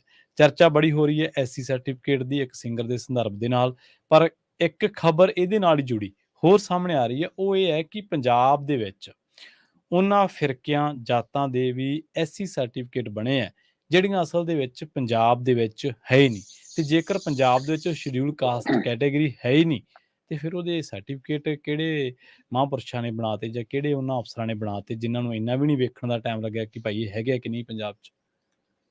ਬਿਲਕੁਲ ਪ੍ਰਵੀਨ ਜੀ, ਇਹ ਵਿਸ਼ਾ ਬਹੁਤ ਗਹਿਰਾ ਗੰਭੀਰ ਹੈ। ਜੀ ਜੀ ਚਾਹੇ ਉਹ ਰਾਖਵਾਂਕਰਨ ਦਾ ਮਾਮਲਾ, ਹਾਂਜੀ ਚਾਹੇ ਉਹਦੇ ਵਿੱਚ ਜਾਤਾਂ ਦੇ ਅੰਦਰ ਸਬ ਜਾਤਾਂ ਦਾ ਮਾਮਲਾ। ਹਾਂਜੀ ਬਿਲਕੁਲ ਬਿਲਕੁਲ। ਸੋ ਅਸੀਂ ਇੰਨੇ ਮਤਲਬ ਕਿ ਇਸ ਪਹਿਲੂ ਦੇ ਵਿੱਚ ਤਾਣੀ ਉਲਝੀ ਹੈ ਕਿ ਜਿਸ ਨੂੰ ਲੈ ਕੇ ਕਈ ਵਾਰ ਕਈ ਭਾਈਚਾਰੇ ਆਮੋ ਸਾਹਮਣੇ ਵੀ ਹੋ ਜਾਂਦੇ ਆ, ਹਾਂਜੀ ਪਰ ਅਸੀਂ ਦੇਖਦੇ ਹੀ ਨਹੀਂ ਕਿ ਇਹਨਾਂ ਭਾਈਚਾਰਿਆਂ ਨਾਲ ਜਿਹੜੇ ਐਸਸੀ ਬੀਸੀ ਜਾਂ ਰਾਖਵੇਂ ਦੇ ਹੱਕਦਾਰ ਨੇ, ਉਹਨਾਂ ਭਾਈਚਾਰਿਆਂ ਨਾਲ ਪੀੜ੍ਹੀ ਦਰ ਪੀੜ੍ਹੀ ਕਿੰਨਾ ਵਿਤਕਰਾ ਹੋਇਆ ਪਹਿਲਾਂ, ਕਿੰਨੇ ਦੁੱਖ ਉਹਨਾਂ ਨੇ ਹੰਢਾਏ ਨੇ, ਕਿੰਨੇ ਉਹਨਾਂ ਨੇ ਮਤਲਬ ਕਿ ਉਹਨਾਂ ਨੂੰ ਜਿਸ ਤਰੀਕੇ ਨਾਲ ਨਜ਼ਰੀਏ ਨਾਲ ਦੇਖਿਆ ਜਾਂਦਾ ਸੀ, ਉਹ ਬੜੀਆਂ ਮੁਸ਼ਕਲਾਂ ਚੋਂ ਨਿਕਲ ਕੇ ਅੱਜ ਸਮੇਂ ਦੇ ਹਾਣ ਦੇ ਜਾਂ ਸਮਾਜ ਦੇ ਹਾਣ ਦੇ ਬਣਨ ਦੀ ਰਾਹ ਪਏ ਨੇ। ਅਜੇ ਵੀ ਪਰ ਉਹ ਵਰਤਾਰਾ ਪੂਰੀ ਤਰ੍ਹਾਂ ਬਦਲਿਆ ਨਹੀਂ ਹੈ, ਅਜੇ ਵੀ ਉਹਨਾਂ ਦੇ ਲਈ ਬਹੁਤ ਕੁਝ ਕਰਨਾ ਬਾਕੀ ਆ। ਜੀ ਜੀ। ਪਰ ਇਸ ਦੇ ਵਿੱਚੋਂ, ਇਸ ਤੋਂ ਪਹਿਲਾਂ ਕਿ ਤੁਸੀਂ ਇੱਕ ਦੂਸਰੇ ਹਵਾਲੇ ਨਾਲ ਗੱਲ ਕਰੋ, ਅੱਜ ਐਸਸੀ ਬੀਸੀ ਭਾਈਚਾਰੇ ਦੇ ਅੰਦਰ ਵੀ ਇੱਕ ਮਤਲਬ ਕਿ ਐਲੀਟ ਐਸਸੀ ਬੀਸੀ ਭਾਈਚਾਰਾ ਬਣ ਗਿਆ ਜਿਹੜਾ ਥੱਲੇ ਤੱਕ ਰੋਸ਼ਨੀ ਆਉਣ ਨਹੀਂ ਦੇਣਾ ਚਾਹੁੰਦਾ। ਜੀ। ਜਿਹੜਾ ਆਪ ਲੈ ਕੇ ਉਹ ਆਪ ਕਹਿੰਦਾ ਕਿ ਮੈਂ ਅਫਸਰ ਬਣ ਗਿਆ, ਇਸੇ ਆਧਾਰ ਨਾਲ ਮੇਰੀ ਘਰ ਵਾਲੀ ਵੀ ਉਸੇ ਆਧਾਰ ਨਾਲ ਅਫਸਰ ਬਣੀ ਮਿਲ ਜਵੇ, ਮੈਂ ਆਪਣੇ ਨਿਆਣਿਆਂ ਨੂੰ ਵੀ ਉਸੇ ਆਧਾਰ ਨਾਲ ਅਫਸਰ ਬਣਾ ਲਵਾਂ, ਮੇਰੇ ਬੱਚੇ ਵੀ ਬਣ ਜਾਣ, ਪਰ ਮੇਰੇ ਪਿੰਡ ਦਾ ਹੋਰ ਜਵਾਕ ਨਾ ਬਣ ਜਾਵੇ, ਕੋਈ ਮੇਰੇ ਵਿਹੜੇ ਚੋਂ ਕੋਈ ਹੋਰ ਮੁੰਡਾ ਨਾ ਬਣ ਜਾਵੇ। ਅਸੀਂ ਉਸ ਘਰ ਤੱਕ ਜਿਹਦੇ ਘਰ ਚ ਇੱਕ ਵੀ ਅਜੇ ਇਸ ਆਧਾਰ ਤੇ ਨਹੀਂ ਮਿਲਿਆ, ਉਸ ਤੱਕ ਪਹੁੰਚਣ ਨਹੀਂ ਦੇ ਰਹੇ, ਉਹ ਵੀ ਇੱਕ ਲੜਾਈ ਆ। ਪਰ ਜਿਹੜੀ ਲੜਾਈ ਦੀ ਅੱਜ ਆਪਾਂ ਗੱਲ ਕਰ ਰਹੇ ਹਾਂ, ਇਹ ਡਾਕਾ ਹੈ ਜੀ, ਇਹ ਉਸ ਭਾਈਚਾਰੇ ਦੇ ਹੱਕ ਦੇ ਉੱਤੇ ਡਾਕਾ ਹੈ ਜਿਹੜਾ ਆਪਣੇ ਆਪ ਨੂੰ ਸੋ ਕਾਲਡ ਉੱਚ ਜਾਤ ਦੇ ਕਹਾਉਂਦੇ ਨੇ, ਜਰਨਲ ਕੈਟਾਗਰੀ ਦੇ ਕਹਾਉਂਦੇ ਨੇ ਕਿ ਅਸੀਂ ਤੁਹਾਡੇ ਥੋੜਾ ਸਾ ਤੁਹਾਡੇ ਤੋਂ ਬੜੇ ਆ, ਅਸੀਂ ਤੁਹਾਡੇ ਤੋਂ ਉੱਚੇ ਆ, ਹੈ ਨਾ, ਅਸੀਂ ਆਪਣੇ ਨਾਲ ਆਪਣੇ ਗੋਤ ਲਾ ਕੇ ਦਿਖਾਉਨੇ ਆ, ਅਸੀਂ ਆਪਣੇ ਨਾਲ ਆਪਣੇ ਹਨਾ ਟੈਗ ਲਾਈਨਾਂ ਲਾ ਕੇ ਦਿਖਾਉਨੇ ਆ, ਤੇ ਅਸੀਂ ਧੌਂਸ ਜਤਾਉਂਦੇ ਆ ਫਿਰ ਆਪਣੇ ਆਪ ਨੇ ਆਪ ਹੀ ਘੜੀਆਂ ਜਾਤਾਂ ਦੀ, ਤੇ ਉਹ ਫਿਰ ਨੌਕਰੀਆਂ ਲੈਣ ਲਈ, ਸਹੂਲਤਾਂ ਲੈਣ ਲਈ ਫਿਰ ਲੰਬੜਦਾਰ ਤੋਂ ਵੀ ਸਾਈਨ ਹੋ ਜਾਂਦੇ ਨੇ, ਫਿਰ ਪਟਵਾਰੀ ਤੋਂ ਵੀ ਮੋਹਰ ਲੱਗ ਜਾਂਦੀ ਆ, ਫਿਰ ਤਹਿਸੀਲਦਾਰ ਤੋਂ ਵੀ ਤਸਦੀਕ ਹੋ ਜਾਂਦਾ ਹੈ, ਤੇ ਫਿਰ ਉਹ ਸਰਟੀਫਿਕੇਟ ਵੀ ਬਣ ਜਾਂਦੇ ਤੇ ਨੌਕਰੀ ਵੀ ਹਾਸਲ ਹੋ ਜਾਂਦੀ ਹੈ। ਹਾਂਜੀ, ਫਿਰ ਲਗਾ ਕੇ ਤਾਂ ਵੀ ਰੱਖਣਾ, ਫਿਰ ਮੰਨ ਲਓ ਕਿ ਅਸੀਂ ਹਾਂ ਭਾਈ ਤਬਦੀਲ ਕਰ ਲਿਆ, ਜਦੋਂ ਕਿ ਮੈਨੂੰ ਅੱਜ ਵੀ ਅੰਬੇਦਕਰ ਸਾਹਿਬ ਦੇ ਉਹ ਬੋਲ ਯਾਦ ਨੇ, ਬਾਬਾ ਭੀਮ ਰਾਓ ਅੰਬੇਦਕਰ ਜੀ ਦੇ, ਉਹ ਕਹਿੰਦੇ ਇਹ ਮੁਲਕ ਦੇ ਵਿੱਚ ਤੁਸੀਂ ਧਰਮ ਤਾਂ ਬਦਲ ਸਕਦੇ ਹੋ ਪਰ ਜਾਤ ਨਹੀਂ ਤੁਹਾਨੂੰ ਬਦਲਣ ਦਿੰਦੇ, ਜਾਤ ਤੁਹਾਡਾ ਪਿੱਛਾ ਕਰਦੀ ਹੈ। ਮਤਲਬ ਇਹ ਉਸ ਸਪੀਡ ਦੇ ਵਿੱਚ ਉਹਨਾਂ ਨੇ ਕਿੱਦਾਂ ਇਹ ਗੱਲ ਕਹੀ ਹੋਣੀ, ਉਹਦਾ ਅੰਦਾਜ਼ਾ ਇਸ ਗੱਲ ਤੇ ਲੱਗਦਾ ਕਿ ਅਸੀਂ ਉਹ ਜਾਤ ਸਾਨੂੰ ਉਹ ਪ੍ਰਵਾਨ ਨਹੀਂ, ਪਰ ਹਾਂ ਨੌਕਰੀ ਲੈਣ ਲਈ ਪ੍ਰਵਾਨ। ਔਰ ਇਹ ਅੰਕੜੇ ਦੱਸਦੇ ਆ ਪ੍ਰਵੀਨ ਜੀ, ਇਹ ਇੱਕ ਖੋਜ ਰਿਪੋਰਟ ਦੱਸਦੀ ਆ ਕਿ ਪੰਜਾਬ ਦੇ ਵਿੱਚ ਸਰਕਾਰੀ ਨੌਕਰੀ ਤੇ ਹੋਰ ਸਰਕਾਰੀ ਯੋਜਨਾਵਾਂ ਦੀ ਸਹੂਲਤ ਲੈਣ ਦੇ ਲਈ ਜਾਂ ਉਹ ਲਾਭ ਲੈਣ ਦੇ ਲਈ ਨਕਲੀ ਦਲਿਤ ਬਣੇ ਨੇ, ਨਕਲੀ ਦਲਿਤ ਸਰਟੀਫਿਕੇਟ ਬਣੇ ਨੇ, ਤੇ ਇਹ ਫਰਜ਼ੀ ਸਰਟੀਫਿਕੇਟਾਂ ਦੇ ਸਾਰੇ ਸਰਕਾਰੀ ਨੌਕਰੀ ਲੈ ਕੇ ਕਰੀਬ ਮਤਲਬ ਲੋਕ ਹੁਣ ਵੀ ਅਫਸਰਸ਼ਾਹੀ ਦੇ ਵਿੱਚ ਮੌਜਾਂ ਕਰ ਰਹੇ ਨੇ, ਔਰ ਕਈ ਰਿਟਾਇਰਡ ਹੋ ਗਏ, ਪਰ ਇਹ ਜ਼ਿਆਦਾ ਮਾਮਲੇ 2013 ਦੇ ਨੇੜੇ ਤੇੜੇ ਦੇ ਨੇ ਕਹਿੰਦੇ। ਠੀਕ ਹੈ, 2012, 13, 14 ਇਸ ਦੌਰ ਦੇ ਨੇ, ਮੇਰਾ ਖਿਆਲ ਅਕਾਲੀਆਂ ਦੀ ਸਰਕਾਰ ਦਾ ਦੌਰ ਹੈ ਇਹ, ਤੇ ਉਸ ਸਰਕਾਰ ਦੇ ਦੌਰ ਦੇ ਵਿੱਚ ਬਣੇ ਨੇ। 2 ਸਾਲ ਦੇ ਵਿੱਚ 300 ਤੋਂ ਜ਼ਿਆਦਾ ਸ਼ਿਕਾਇਤਾਂ ਆਈਆਂ, 93 ਦੀ ਜਾਂਚ ਹੋ ਗਈ ਹੈ, 22 ਬੰਦੇ ਹੁਣ ਤੱਕ ਫਰਜ਼ੀ ਐਸਸੀ ਸਰਟੀਫਿਕੇਟਾਂ ਦੇ ਸਾਰੇ ਜਿਨ੍ਹਾਂ ਨੇ ਮੌਜਾਂ ਲੁੱਟੀਆਂ, ਸਹੂਲਤਾਂ ਲਈਆਂ, ਉਹ ਰੱਦ ਕਰ ਦਿੱਤੇ ਗਏ ਨੇ। ਹੂੰ 22 ਸਰਟੀਫਿਕੇਟ ਹੁਣ ਤੱਕ ਰੱਦ ਹੋ ਗਏ। ਜੀ 2022 ਦੇ ਵਿੱਚ 18 ਸਰਟੀਫਿਕੇਟ ਰੱਦ ਕੀਤੇ ਗਏ ਇਹੋ ਜਿਹੇ ਫਰਜ਼ੀ, ਹੂੰ ਤੇ 2023 ਦੇ ਵਿੱਚ 4 ਹੋ ਗਏ। ਠੀਕ ਹੈ ਤੇ ਹੁਣ ਪਤਾ ਲੱਗ ਰਿਹਾ ਕਿ 23 ਸ਼ਿਕਾਇਤਾਂ ਹੋਰ ਲਗਭਗ ਨਿਬੜ ਗਈਆਂ ਤੇ 23 ਸਰਟੀਫਿਕੇਟ ਹੋਰ ਰੱਦ ਹੋਣ ਵਾਲੇ ਨੇ, ਜਦੋਂ ਕਿ ਅਜੇ ਵੀ 70 ਦੇ ਕਰੀਬ ਸ਼ਿਕਾਇਤਾਂ ਕਹਿੰਦੇ ਪੈਂਡਿੰਗ ਪਈਆਂ ਨੇ। ਸੋ 93 ਸ਼ਿਕਾਇਤਾਂ ਦੀ ਜਾਂਚ ਸਿਰੇ ਲੱਗਣ ਵਾਲੀ ਹੈ, ਜਿਹਦੇ ਵਿੱਚੋਂ 23 ਸ਼ਿਕਾਇਤਾਂ ਹੋਰ ਲੱਗ ਜਾਣੀਆਂ। ਸੋ 22 ਹੁਣ ਤੱਕ ਰੱਦ ਹੋ ਗਏ ਸਰਟੀਫਿਕੇਟ। ਇਹ ਨਕਲੀ ਸਰਟੀਫਿਕੇਟ ਨੇ, ਇਹ ਫਰਜ਼ੀ ਸਰਟੀਫਿਕੇਟ ਨੇ, ਔਰ ਉਹ ਜਾਤਾਂ ਦੇ ਨੇ ਜਿਹੜੀਆਂ ਜਾਤਾਂ ਪੰਜਾਬ 'ਚ ਹੈ ਹੀ ਨਹੀਂ। ਹੁਣ ਸਵਾਲ ਇਹ ਆ ਜੀ ਪ੍ਰਵੀਨ ਜੀ, ਇੱਕ ਤਰੀਕਾ ਹੈ ਕਿ ਤੁਸੀਂ ਆਪਣੇ ਪਿੰਡ ਦੇ ਸਰਪੰਚ ਤੋਂ, ਨੰਬਰਦਾਰ ਤੋਂ ਤਸਦੀਕ ਕਰਾਓ, ਪਟਵਾਰੀ ਤੋਂ ਮੋਹਰ ਲਵਾਓ, ਤਹਿਸੀਲਦਾਰ ਕੋਲ ਚਲ ਜਾਓ, ਤਹਿਸੀਲਦਾਰ ਦੇ ਮੂਹਰੇ ਪੇਸ਼ ਹੋ ਜਾਓ, ਕਾਗਜ਼ ਲੈ ਕੇ ਤਹਿਸੀਲਦਾਰ ਇਹਨਾਂ ਦੇ ਹਵਾਲੇ ਨਾਲ ਕਿ ਲੰਬੜਦਾਰ ਵੱਲੋਂ ਵੀ ਆ, ਪਟਵਾਰੀ ਵੱਲੋਂ ਵੀ ਆ, ਹੈ ਨਾ ਜੀ, ਉਹਨਾਂ ਨੇ ਓਕੇ ਕਰਕੇ ਭੇਜਿਆ ਤੇ ਉਹ ਮੋਹਰ ਲਾ ਦਿੰਦਾ। ਇਹ ਵੱਖਰੀ ਗੱਲ ਹੈ ਕਿ ਇਹਦੇ ਲਈ ਸੇਵਾ ਪੱਤਾ ਵੀ ਚੱਲਦਾ ਹੈ, ਇਹ ਆਪ ਸਾਰਿਆਂ ਨੂੰ ਪਤਾ ਹੈ ਕਿ ਐ ਨਹੀਂ ਬਣ ਜਾਂਦੇ, ਹੈ ਨਾ। ਤੇ ਉਹ ਇਸ ਲਈ, ਪਰ ਉਹਦੇ ਕੋਲ ਆਧਾਰ ਹੈ ਕਿ ਉਹ ਮੋਹਰਾਂ ਲੱਗੀਆਂ ਸੀ ਤਾਂ ਮੈਂ ਉਹਦੇ ਆਧਾਰ ਤੇ ਮੋਹਰ ਲਾਈ। ਪਰ ਜੇ ਮੈਂ ਕਹਿਣਾ ਤਹਿਸੀਲਦਾਰ ਇਹ ਦੇਖ ਲੈਂਦਾ ਹੈ ਕਿ ਹਾਂ ਭਾਈ ਸਰਪੰਚ ਦੀ ਮੋਹਰ ਆ, ਜੇ ਤਹਿਸੀਲਦਾਰ ਇਹ ਦੇਖ ਲੈਂਦਾ ਕਿ ਭਾਈ ਹਾਂ ਪੰਚ ਦੀ ਮੋਹਰ ਆ, ਭਾਈ ਇਹ ਨੰਬਰਦਾਰ ਤੋਂ ਵੀ ਹੋ ਕੇ ਆ ਗਿਆ, ਪਟਵਾਰੀ ਤੋਂ ਵੀ ਹੋ ਕੇ ਆ ਗਿਆ, ਪਰ ਉਹਨੂੰ ਇਹ ਤਾਂ ਪਤਾ ਹੈ ਕਿ ਮੇਰੀ ਤਹਿਸੀਲ ਦੇ ਵਿੱਚ ਇਹ ਜਾਤ ਦੇ ਲੋਕ ਹੈਗੇ ਕਿ ਨਹੀਂ। ਹਾਂ ਬਿਲਕੁਲ, ਕਿ ਉਹਨੂੰ ਇੰਨਾ ਵੀ ਨਹੀਂ ਪਤਾ। ਆਹ ਕਹਿੰਦੇ ਜੀ ਸਿੱਕਰੀ ਬੰਦ ਇੱਕ ਦਲਿਤ ਜਾਤੀ ਮੰਨੀ ਜਾਂਦੀ ਆ, ਇੱਕ ਔੜ ਮੰਨੀ ਜਾਂਦੀ ਆ, ਇੱਕ ਸੁਨਹਾਲ ਮੰਨੀ ਜਾਂਦੀ ਆ। ਇਹ 3 ਤਰ੍ਹਾਂ ਦੀ ਜਾਤਾਂ ਦੇ ਸਰਟੀਫਿਕੇਟ ਵੀ ਪੰਜਾਬ 'ਚ ਬਣੇ ਨੇ ਜੀ। ਠੀਕ ਹੈ, ਇਹ ਕਹਿੰਦੇ ਜੀ ਬਕਾਇਦਾ ਤੌਰ ਤੇ ਜਿਹਨਾਂ ਰਾਖਵੇਂਕਰਨ ਦੇ ਹਵਾਲੇ ਨਾਲ ਇਹ ਬਣੇ, ਉਹਨਾਂ ਵਿੱਚ ਸਿੱਕਰੀ ਬੰਦ, ਔੜ, ਸੁਨਹਾਲ, ਇਹ ਜਾਤਾਂ ਜਿਹੜੀਆਂ ਪੰਜਾਬ 'ਚ ਨਹੀਂ ਹੈਗੀਆਂ, ਇਹਨਾਂ ਦੇ ਨੰਬਰਦਾਰ ਸਰਪੰਚਾਂ ਤੋਂ ਤਸਦੀਕ ਕਰਾ ਕੇ ਬਕਾਇਦਾ ਤੌਰ ਤੇ ਤਹਿਸੀਲਦਾਰ ਤੋਂ ਮੋਹਰ ਲਵਾ ਕੇ ਸਰਟੀਫਿਕੇਟ ਬਣ ਗਏ। ਮਤਲਬ ਜਿਹੜੀਆਂ ਜਾਤਾਂ SC-BC ਭਾਈਚਾਰੇ ਦੀਆਂ ਪੰਜਾਬ 'ਚ ਹੈਗੀਆਂ, ਹੈ ਨਾ, ਉਹਨਾਂ ਦੇ ਸਰਟੀਫਿਕੇਟ ਬਣਾਉਂਦੇ ਆ ਫਿਰ ਸ਼ਰਮ ਆਉਂਦੀ ਹੋਣੀ ਨਾ। ਜੀ ਜੀ, ਸਹੂਲਤ ਲੈਣੀ ਆ ਉਹਨਾਂ ਵਾਲੀ, ਹਾਂ ਬਿਲਕੁਲ, ਹੈ ਨਾ, ਉਹਨਾਂ ਦਾ ਹੱਕ ਮਾਰਨਾ ਕਿਸੇ ਗਰੀਬ ਦਾ, ਉਹਦੀ ਥਾਂ ਤੇ ਨੌਕਰੀ ਕਰਨੀ ਹੈ, ਉਹਦੀ ਥਾਂ ਤੇ ਕੁਰਸੀ ਤੇ ਬੈਠਣਾ ਹੈ। ਪਰ ਐ ਨਾ ਲੱਗੇ ਕਿ ਹਾਂ ਅਸੀਂ ਉਹਨਾਂ 'ਚ ਰਲ ਗਏ, ਇਹਦੇ ਵਿੱਚੋਂ ਵੀ ਸਰਟੀਫਿਕੇਟ 'ਚੋਂ ਵੀ ਲੱਗਦਾ ਉਹਨੂੰ ਜਿਵੇਂ ਮੁਸਕ ਆਉਂਦੀ ਹੈ। ਜੀ ਜੀ, ਇਸ ਲਈ ਫਿਰ ਉਹ ਜਾਤਾਂ ਲੱਭੀ ਜਿਹੜੀ ਪੰਜਾਬ 'ਚ ਨਹੀਂ ਹੈ। ਕਹਿੰਦੇ ਜਾਤਾਂ ਰਾਜਸਥਾਨ 'ਚ ਪਾਈਆਂ ਜਾਂਦੀਆਂ। ਹੁਣ ਉਸ ਹਵਾਲੇ ਨਾਲ ਤੇ ਮੈਨੂੰ ਪਤਾ ਲੱਗ ਰਿਹਾ ਕਿ ਅਜੇ ਵੀ ਇਸ ਮੌਕੇ ਵੀ ਕਿੰਨੇ ਲੋਕ ਇਹਨਾਂ ਸਰਟੀਫਿਕੇਟਾਂ ਦੇ, ਨਕਲੀ ਸਰਟੀਫਿਕੇਟਾਂ ਦੇ ਸਾਰੇ ਕੁਰਸੀਆਂ ਤੇ ਮੌਜਾਂ ਮਾਰ ਰਹੇ ਨੇ। ਪ੍ਰਵੀਨ ਜੀ, ਜਾਂ ਤਾਂ ਲਿਸਟਾਂ ਕਢਾਈਆਂ ਜਾਣ ਕਿ ਜਦੋਂ ਇਹ ਫਰਜ਼ੀ ਸਰਟੀਫਿਕੇਟ, ਹੁਣ ਜੇ 23 ਤੁਸੀਂ ਰੱਦ ਕਰਤੇ, ਹਾਂਜੀ, ਜੇ 23 ਦੇ ਵਿੱਚੋਂ 20 ਨੇ ਵੀ ਸਰਕਾਰੀ ਨੌਕਰੀ ਲਈ ਹੋਈ ਹੈ, ਸਰਕਾਰੀ ਉਹਦਾ ਮਾਣਿਆ, ਤਾਂ ਉਹ ਲਿਸਟ ਕਢਾਓ ਕਿ ਉਹ ਤੋਂ ਬਾਅਦ ਵਾਲਾ ਕੌਣ ਸੀ ਜਿਹਦਾ ਇਹਨੇ ਹੱਕ ਖਾਧਾ। ਬਿਲਕੁਲ ਬਿਲਕੁਲ, ਤੇ ਕਰੋ ਵਸੂਲੀ ਨਾ। ਜਿਹੜੇ ਕਹਿੰਦੇ ਸੀ ਅਸੀਂ ਜ਼ਮੀਨਾਂ ਦੀ ਵਸੂਲੀ ਕਰਾਵਾਂਗੇ, ਪੁਰਾਣੇ ਮੁਨਾਫੇ ਵਸੂਲਾਂਗੇ, ਕਰੋ ਇਹਨਾਂ ਤੋਂ ਵਸੂਲੀ, ਉਹ ਸਾਰੀ ਵਸੂਲ ਕੇ ਦਿਓ ਉਹਨੂੰ ਪਰਿਵਾਰ ਨੂੰ, ਜਿਹੜਾ ਸਣੇ ਵਿਆਜ ਦਵਾਓ ਕਿ ਤੇਰਾ ਹੱਕ ਮਾਰਿਆ ਭਾਈ। ਜੀ ਜੀ, ਸੋ ਤੁਸੀਂ ਅਸਲ 'ਚ ਪੀੜਤ ਧਿਰਾਂ ਦਾ ਹੱਕ ਖਾ ਕੇ ਫਿਰ ਕਿਹੜੇ ਮੂੰਹ ਨਾਲ ਕਹਿੰਦੇ ਹੋ ਅਸੀਂ ਧਾਰਮਿਕ ਆ, ਅਸੀਂ ਮੰਦਿਰ ਗੁਰਦੁਆਰੇ ਜਾਂਦੇ ਹਾਂ, ਅਸੀਂ ਰੱਬ ਦਾ ਨਾਂ ਜਪਦੇ ਹਾਂ, ਅਸੀਂ ਦਾਨ ਕੱਢਦੇ ਹਾਂ, ਅਸੀਂ ਦਸਵੰਧ ਕੱਢਦੇ ਹਾਂ, ਫਿਰ ਕਿਹੜੇ ਅਸੀਂ ਧਾਰਮਿਕ ਆ ਤੇ ਕਿਹੜੇ ਅਸੀਂ ਮਤਲਬ ਕਿ ਇਨਸਾਨੀਅਤ ਆ। ਇਹ ਆਪਣੇ ਆਪ 'ਚ ਇੱਕ ਸਵਾਲ ਖੜਾ। ਹਾਂ, ਜਾਤ ਪਾਤ ਦਾ ਪਾੜਾ ਮਟਾਉਣਾ ਇੱਕ ਵੱਡੀ ਚੁਣੌਤੀ ਹੈਗੀ ਆ, ਪਰ ਕਿਸੇ ਦਾ ਹੱਕ ਖਾਣਾ ਤਾਂ ਸਾਨੂੰ ਕਿਸੇ ਧਰਮ ਨੇ ਨਹੀਂ ਸਿਖਾਇਆ ਨਾ, ਕਿਸੇ ਜਾਤ ਨੇ ਨਹੀਂ ਸਿਖਾਇਆ ਕਿ ਹਾਂ ਭਾਈ ਕਿਸੇ ਦਾ ਹੱਕ ਖਾਓ। ਸੋ ਇਸ ਲਈ ਆ 2 ਸਾਲਾਂ 'ਚ 300 ਤੋਂ ਜ਼ਿਆਦਾ ਸ਼ਿਕਾਇਤਾਂ ਦਾ ਸਾਹਮਣੇ ਆਉਣਾ, ਠੀਕ ਹੈ, ਤੇ 93 ਦੀ ਜਾਂਚ ਹੋਣਾ ਹੈ, ਤੇ 2022 'ਚ 18 ਸਰਟੀਫਿਕੇਟਾਂ ਦਾ ਰੱਦ ਹੋ ਜਾਣਾ, ਤੇ 2023 ਚੜੇ ਨੂੰ ਅਜੇ ਕੁਝ ਮਹੀਨੇ ਹੋਏ ਨੇ, 6 ਮਹੀਨੇ ਚੱਲ ਰਹੇ ਨੇ, ਹੁਣ ਦੌਰਾਨ ਵੀ 4 ਸਰਟੀਫਿਕੇਟਾਂ ਦਾ ਰੱਦ ਹੋ ਜਾਣਾ। 22-23 ਅਜੇ ਹੋਰ ਰੱਦ ਕਿਨਾਰੇ ਹੋਰ ਖੜੇ ਨੇ, 17 ਦੀ ਜਾਂਚ ਚੱਲ ਰਹੀ ਆ। ਸੋ ਇਸ ਲਈ 5 ਦੇ ਉੱਤੇ ਕਹਿੰਦੇ ਜੀ ਮਤਲਬ ਕਿ ਜਿਹੜੇ ਦੋਸ਼ ਲੱਗੇ ਸੀ ਉਹ ਕਲੀਅਰ ਹੋ ਗਏ ਨੇ, ਤੇ ਇਹਨਾਂ 'ਚੋਂ 5 ਬੜੇ ਉਹ ਨੇ ਜਿਹੜੇ ਬੜੇ ਅਹੁਦਿਆਂ ਤੇ ਨੇ, ਤੇ ਉਹਨਾਂ ਦੀ ਛੁੱਟੀ ਕਰਾਂਗੇ। ਕੁਲਦੀਪ ਧਾਲੀਵਾਲ ਨੇ ਵੀ ਇਹ ਦਮ ਭਰਿਆ ਸੀਗਾ। ਜੀ, ਆਪਾਂ ਗੱਲ ਕਰੀਏ ਮੁੱਖ ਮੰਤਰੀ ਸਾਹਿਬ ਦੀ ਸਰਕਾਰ ਦੀ, ਜਿਹਦੇ ਰਾਜਪਾਲ ਦੇ ਨਾਲ ਪੇਚਾ ਪਿਆ ਹੀ ਰਹਿੰਦਾ ਹੈ। ਹੁਣ ਕਹਿੰਦੇ ਸੈਸ਼ਨ ਬੁਲਾਉਣ ਨੂੰ ਲੈ ਕੇ ਫੇਰ ਪੈ ਗਿਆ ਪੇਚਾ। ਹਾਂ ਬਿਲਕੁਲ ਜੀ, ਨਵਾਂ ਪੇਚਾ ਤਾਂ ਹੈ ਨਹੀਂਗਾ, ਵੈਸੇ ਤਾਂ ਇਹ ਪੁਰਾਣਾ ਹੀ ਆ ਸਾਰਾ ਕੁਛ। ਤੇ ਬਕਾਇਦਾ ਤੌਰ ਤੇ ਉਹਨਾਂ ਨਾਲ ਪਹਿਲਾਂ ਸੈਸ਼ਨ ਬੁਲਾਉਣ ਨੂੰ ਲੈ ਕੇ ਵੀ ਇੱਕ ਵਾਰ ਪੇਚਾ ਫਸ ਗਿਆ ਸੀਗਾ, ਹੈ ਨਾ, ਕਿ ਕਿਸ ਮਸਲੇ ਤੇ ਬੁਲਾਉਣਾ ਜੀ। ਬਜਟ ਸੈਸ਼ਨ ਦੇ ਦੌਰਾਨ ਵੀ ਪੇਚਾ ਫਸਿਆ ਰਿਹਾ। ਉਹਨਾਂ ਦਾ ਇਹ ਕੋਈ ਨਵੀਂ ਪਹਿਲੂ ਤਾਂ ਹੈ ਨਹੀਂਗਾ, ਸਮੇਂ-ਸਮੇਂ ਉਹਨਾਂ ਦਾ ਪੇਚਾ ਪੈਂਦਾ ਰਿਹਾ। ਇਹ ਤੋਂ ਪਹਿਲਾਂ ਵੀ ਮਤਲਬ ਕਿ ਜਿਵੇਂ ਬਜਟ ਸੈਸ਼ਨ ਦੇ ਦੌਰਾਨ ਜਾਂ ਇੱਕ ਵਾਰ ਆਪਰੇਸ਼ਨ ਲੋਟਸ ਨੂੰ ਲੈ ਕੇ ਮਾਮਲਾ ਆਇਆ ਸੀ ਤੁਹਾਡੇ ਧਿਆਨ 'ਚ ਹੋਣਾ ਕਿ ਜੀ ਸਾਡੇ MLA ਖਰੀਦਣ ਦੀ ਕੋਸ਼ਿਸ਼ ਹੋ ਰਹੀ ਆ, ਉਸ ਮਸਲੇ ਤੇ ਵੀ ਤਦ ਵੀ ਇੱਕ ਵਾਰ ਫੇਰ ਹੋਣਾ। ਪਰ ਹੁਣ ਉਹਦੇ ਵਿੱਚ ਥੋੜਾ ਜਿਹਾ ਫਰਕ ਆ ਜੀ। ਇੱਕ ਤਾਂ ਪ੍ਰਵੀਨ ਜੀ ਇਹ ਹੈ ਕਿ 19-20 ਤਰੀਕ ਨੂੰ ਸੈਸ਼ਨ ਬੁਲਾਇਆ ਜਾ ਰਿਹਾ, ਔਰ ਉਹਦੇ ਵਿੱਚ ਹਵਾਲਾ ਇਹ ਦਿੱਤਾ ਗਿਆ ਕਿ ਸੈਸ਼ਨ ਤਾਂ ਮਤਲਬ ਅਣਮਿੱਥੇ ਸਮੇਂ ਲਈ ਚੁੱਕਿਆ ਗਿਆ ਸੀਗਾ, ਹੂੰ। ਤੇ ਇਸ ਲਈ ਕਹਿੰਦੇ ਜੀ ਅਸੀਂ ਤਾਂ ਉਹਨੂੰ ਕੰਟੀਨਿਊ ਕਰ ਰਹੇ ਹਾਂ ਹੁਣ ਦੁਬਾਰਾ। ਜੀ, ਜੀ। ਤੇ ਕਹਿੰਦੇ ਜੀ ਉਹ ਬਜਟ ਦੀਆਂ ਕੁਝ ਤਜਵੀਜ਼ਾਂ ਰਹਿ ਗਈਆਂ ਸੀ ਉਹਨੂੰ ਲੈ ਕੇ, ਉਹ ਕਹਿੰਦੇ ਬਜਟ ਪ੍ਰਵਾਨ ਹੋ ਗਿਆ, ਬਜਟ ਪਾਸ ਹੋ ਗਿਆ, ਬਜਟ ਤੇ ਚਰਚਾ ਹੋ ਰਹੀ। ਰਾਜਪਾਲ ਕਹਿੰਦੇ ਫਿਰ ਹੁਣ ਕਾਹਦੀ ਉਹਦੀ ਗੱਲ ਰਹਿ ਗਈ ਜੀ ਕਰਨੀ। ਹੂੰ। ਇਸ ਲਈ ਇਹਦੇ ਵਿੱਚ ਇਸ ਵਾਰ ਫਰਕ ਇਹ ਆ ਕਿ ਐਕਟਿਵ ਬਕਾਇਦਾ ਪੰਜਾਬ ਵਿਧਾਨ ਸਭਾ ਦੇ ਸਪੀਕਰ ਨੂੰ ਵੀ ਪਾਰਟੀ ਬਣਾ ਲਿਆ ਜੀ ਰਾਜਪਾਲ ਨੇ। ਠੀਕ ਹੈ, ਅੱਛਾ। ਉਹਨਾਂ ਦੇ ਸੈਕਟਰੀ ਨੂੰ ਲਿਖ ਕੇ ਪੁੱਛਿਆ ਕਿ ਭਾਈ ਕਿਵੇਂ ਬੁਲਾ ਰਹੇ ਹੋ ਬਜਟ ਸੈਸ਼ਨ, ਕੀ ਮਸਲਾ ਹੈ, ਕਿਵੇਂ ਬੁਲਾ ਸਕਦੇ ਹੋ ਤੁਸੀਂ, ਕੀ ਲੋੜ ਹੈ, ਕਿਹੜੀਆਂ ਇਹਦੇ ਵਿੱਚ। ਰਾਜਪਾਲ ਕਹਿੰਦਾ ਜੀ ਸੈਸ਼ਨ ਦਾ ਏਜੰਡਾ ਭੇਜੋ ਮੈਨੂੰ ਪਹਿਲਾਂ ਦਾ, ਕੀ ਹੈ ਤੁਹਾਡੇ ਦਾ, ਫਿਰ ਗੱਲ ਕਰਿਓ। ਸੋ ਇਸ ਲਈ ਇਹ ਰਾਜਪਾਲ ਨਾਲ ਜਿਹੜਾ ਪੇਚਾ ਮੁੱਖ ਮੰਤਰੀ ਦਾ ਇਹ ਲਗਾਤਾਰ ਵੱਧਦਾ ਜਾ ਰਿਹਾ, ਲਗਾਤਾਰ ਇਹਦੇ ਨਾਲ ਮੁਸ਼ਕਲਾਂ ਖੜੀਆਂ ਹੋਣਗੀਆਂ। ਇਹ ਸੈਸ਼ਨ ਦੇ ਦੌਰਾਨ ਵੀ ਹੋਣਗੀਆਂ, ਸੈਸ਼ਨ ਤੋਂ ਬਾਅਦ ਵੀ ਹੋਣਗੀਆਂ, ਤੇ ਪਹਿਲਾਂ ਵੀ ਹੋਣਗੀਆਂ।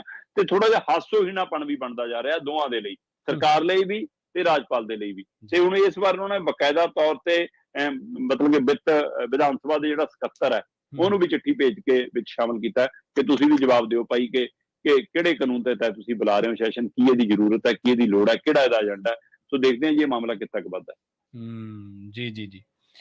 ਤੇ ਆਪਾਂ ਆਖਿਰ ਤੇ ਜਾਂਦੇ ਗੱਲ ਕਰੀਏ ਪਾਣੀਆਂ ਦੇ ਮੁੱਦੇ ਦੀ। ਕੈਪਟਨ ਅਮਰਿੰਦਰ ਸਿੰਘ ਜਦੋਂ ਕਿਸੇ ਮਸਲੇ ਤੇ ਚਿੱਠੀ ਲਿਖ ਦਿੰਦੇ ਸੀਗੇ ਕੇਂਦਰ ਸਰਕਾਰ ਨੂੰ, ਮੋਦੀ ਸਾਹਿਬ ਨੂੰ, ਤੇ ਉਦੋਂ ਵਿਰੋਧੀ ਧਿਰਾਂ ਉਹਨਾਂ ਤੇ ਤੰਜ਼ ਕਰਦੀਆਂ ਸੀਗੀਆਂ ਕਿ ਲਓ ਜੀ ਇੱਕ ਚਿੱਠੀ ਹੋਰ ਲਿਖਤੀ। ਮੈਨੂੰ ਲੱਗਦਾ ਇੱਕ ਦੋ ਵਾਰੀ ਮਾਨ ਸਾਹਿਬ ਨੇ ਵੀ ਇਸ ਗੱਲ ਤੇ ਤੰਜ਼ ਕੀਤਾ ਸੀਗਾ। ਹੁਣ ਖੁਦ ਮਾਨ ਸਾਹਿਬ ਨੇ ਪਾਣੀਆਂ ਦੇ ਮੁੱਦੇ ਤੇ ਚਿੱਠੀ ਤਾਂ ਲਿਖੀ ਹੈ, ਪਰ ਲਿਖੀ 1 ਮਹੀਨੇ ਬਾਅਦ ਹੈ।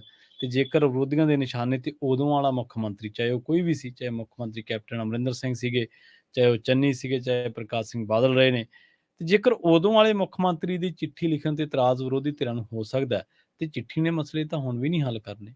ਜੀ ਨਹੀਂ ਪ੍ਰਵੀਨ ਜੀ, ਇਹ ਨਾ ਦ੍ਰਿਸ਼ ਬਦਲਦੇ ਹੁੰਦੇ ਆ। ਜੀ, ਜੀ। ਇਹ ਰੋਲ ਬਦਲਦਾ, ਭੂਮਿਕਾ ਬਦਲਦੀ ਹੈ। ਹੂੰ। ਮਾਨ ਸਾਹਿਬ ਜਦ ਮੁੱਖ ਮੰਤਰੀ ਵਾਲੇ ਘਰ ਦੀ ਕੋਠੀ ਤੋਂ ਬਾਹਰ ਵਾਲੇ ਗੇਟ ਤੇ ਬਾਹਰ ਖੜੇ ਹੁੰਦੇ ਸੀ, ਹੂੰ। ਇਸ ਲਈ ਉਹ ਅੰਦਰ ਜਾਣ ਦੇ ਲਈ ਰੌਲਾ ਪਾਉਂਦੇ ਸੀ, ਉਹ ਪੰਜਾਬ ਦੇ ਲਈ ਥੋੜਾ ਰੌਲਾ ਪਾਉਂਦੇ ਸੀ। ਹੂੰ। ਤੇ ਜਿਹੜੇ ਹੁਣ ਉਹਨਾਂ ਨੇ ਬਾਹਰ ਕੱਢ ਕੇ ਜਿਨ੍ਹਾਂ ਨੂੰ ਉਹ ਥਾਂ ਹਾਸਲ ਕੀਤੀ ਹੈ, ਹੁਣ ਉਹ ਰੌਲਾ ਪਾਉਂਦੇ ਨੇ ਕਿ ਸਾਡੀ ਦੁਬਾਰਾ ਫੇਰ ਵਾਰੀ ਆ ਜਾਵੇ ਅੰਦਰ ਜਾਣ ਦੀ। ਜੀ। ਇਸ ਲਈ ਉਹ ਵੀ ਪੰਜਾਬ ਲਈ ਥੋੜਾ ਬੋਲ ਰਹੇ ਨੇ, ਚਾਹੇ ਹੁਣ ਕੈਪਟਨ ਬੋਲ ਲਵੇ, ਚਾਹੇ ਪ੍ਰਤਾਪ ਬਾਜਵਾ ਬੋਲ ਲਵੇ, ਚਾਹੇ ਖਹਿਰਾ ਬੋਲ ਲਵੇ, ਚਾਹੇ ਸਿੱਧੂ ਬੋਲ ਲਵੇ, ਚਾਹੇ ਸੁਖਵੀਰ ਬੋਲ ਲਵੇ, ਚਾਹੇ ਵਿਕਰਮ ਮਜੀਠੀਆ ਬੋਲ ਲਵੇ, ਚਾਹੇ ਦਲਜੀਤ ਚੀਮਾ ਬੋਲ ਲੈਣ। ਸੋ ਇਹ ਸਾਰੇ ਹੁਣ ਇਸ ਲਈ ਬੋਲ ਰਹੇ ਨੇ ਕਿ ਦੁਬਾਰਾ ਅਸੀਂ ਉਸ ਵਿਧਾਨ ਸਭਾ 'ਚ ਦਾਖਲ ਹੋ ਜਾਈਏ, ਦੁਬਾਰਾ ਸਕੱਤਰੇ ਦੀਆਂ ਪੌੜੀਆਂ ਚੜ੍ਹ ਜਾਈਏ। ਸੋ ਕਿਸੇ ਨੂੰ ਪੰਜਾਬ ਦਾ ਫਿਕਰ ਨਹੀਂ। ਤੇ ਉਸੇ ਸਿਸਟਮ 'ਚ ਇਹ ਗੱਲ ਹੈ। ਬਿਲਕੁਲ ਸਵਾਲ ਇਹ ਨਹੀਂਗਾ ਕਿ ਤੁਸੀਂ ਚਿੱਠੀ ਲਿਖੀ, ਮੈਂ ਕਹਿੰਦਾ ਧੰਨਵਾਦ ਚਿੱਠੀ ਤਾਂ ਲਿਖੀ। ਜੀ, ਜੀ, ਸਹੀ ਹੈ। ਪਰ ਸਵਾਲ ਇਹ ਹੈ ਕਿ ਮਹੀਨੇ ਬਾਅਦ ਕਿਉਂ ਲਿਖੀ ਜੀ?